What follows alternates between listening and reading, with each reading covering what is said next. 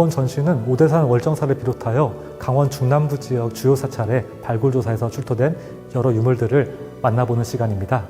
이번 전시를 통해서 전란이나 화재 등으로 소실되었던 여러 사찰들의 역사와 찬란했던 문화를 저와 함께 만나보시겠습니다.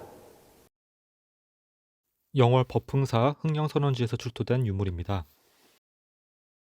이 금동 방가사유상은 높이 15cm, 폭 5cm 크기의 소형 방가사유상으로 영월 흥령선원지에서 출토되었습니다.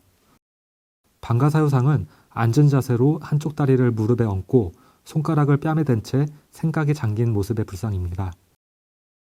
우리나라 방가사유상 중 가장 잘 알려진 국립중앙박물관 소장 국보 83호 금동 방가사유상과 머리에 쓴 보관의 형태나 볼에 댄 손모양 등이 매우 유사하여 7세기 삼국시대에 조성되었을 것으로 추정할 수 있습니다.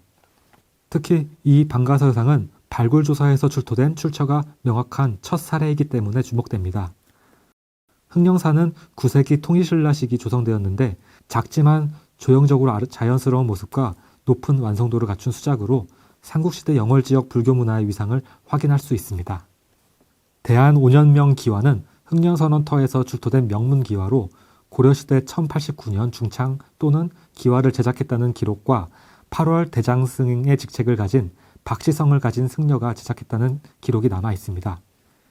기와에 조각된 대안은 요나라의 연호이며 연호 사용 시기는 1085년부터 1094년입니다. 흥령선원지에서 출토된 치미입니다.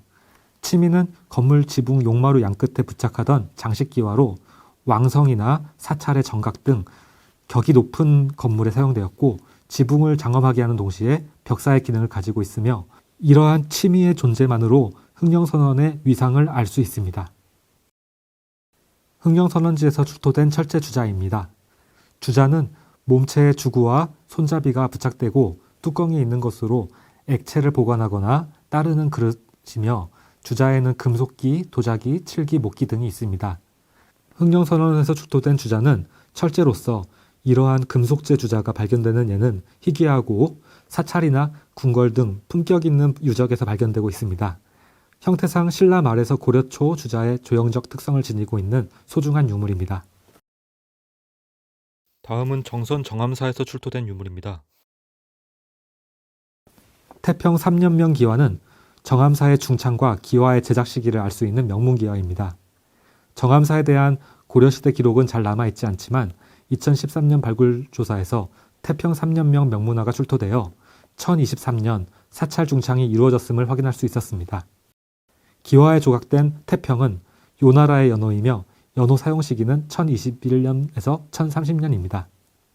그 밖에 사찰명과 계율종의 교리를 중요시했던 것으로 파악되는 교율정암강, 정암율사명 기와가 발견되었고 기와 제작과 숭상인물로 파악되는 사보, 사보조 등이 기록된 명문화가 출토되었습니다. 정암사에서 출토된 청자들로 대체로 11에서 13세기의 모습을 확인할 수 있습니다. 왕실에서 사용되던 국보 94호 청자 참회형 병과 유사한 형태의 청자편이 출토되었으며 중국 송대 경덕진 제작된 것으로 보이는 청백자 연어문 접시편 등이 출토되어 정암사의 위상이 높았음을 보여줍니다. 풍탁은 절이나 석탑, 누각 등의 처마 끝에 다는 작은 종으로 정암사 수만호탑 탑지석을 보면 천재지변에 의해 여러 차례 보수가 이루어졌으며 1770년과 1772년 풍탁 교체가 되었다는 기록이 남아 있습니다. 다음은 월정사에서 출토된 유물입니다. 월정사에서는 다양한 문양의 막세기와들이 출토되었습니다.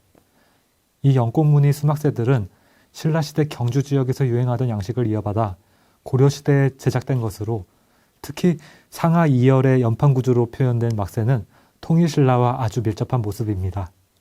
안막새는 연화 당초무늬나 범자 문양 등이 출토되었으며 특히 용무늬가 표현된 안막새편은 당시 월정사의 높은 위상을 보여줍니다. 이 불상은 전체 높이 4.3cm의 소형 소조불자상으로 불에 구운 테라코타상입니다. 얼굴의 상호는 동안으로 입가엔 엷은 미소를 짓고 있습니다. 왼손은 왼무릎 위에 얹어 놓았고 오른손은 가슴 앞에서 설법인을 하고 있습니다.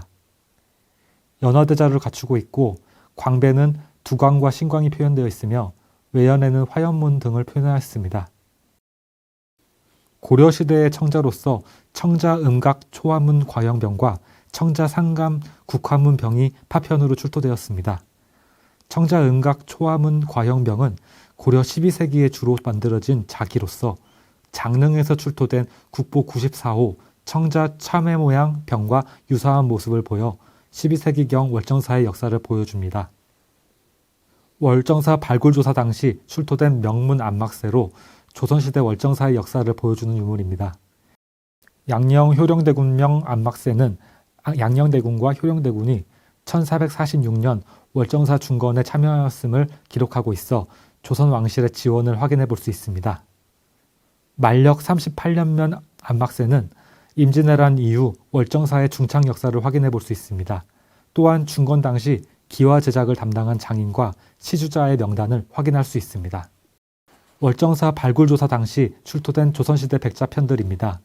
도자기를 제작한 뒤 사용 목적에 따라 뾰족한 정으로 쪼아 점선으로 명문을 새긴 정강 명문 백자의 모습과 묵서로 글씨를 쓴 묵서 명문 백자를 살펴볼 수 있습니다.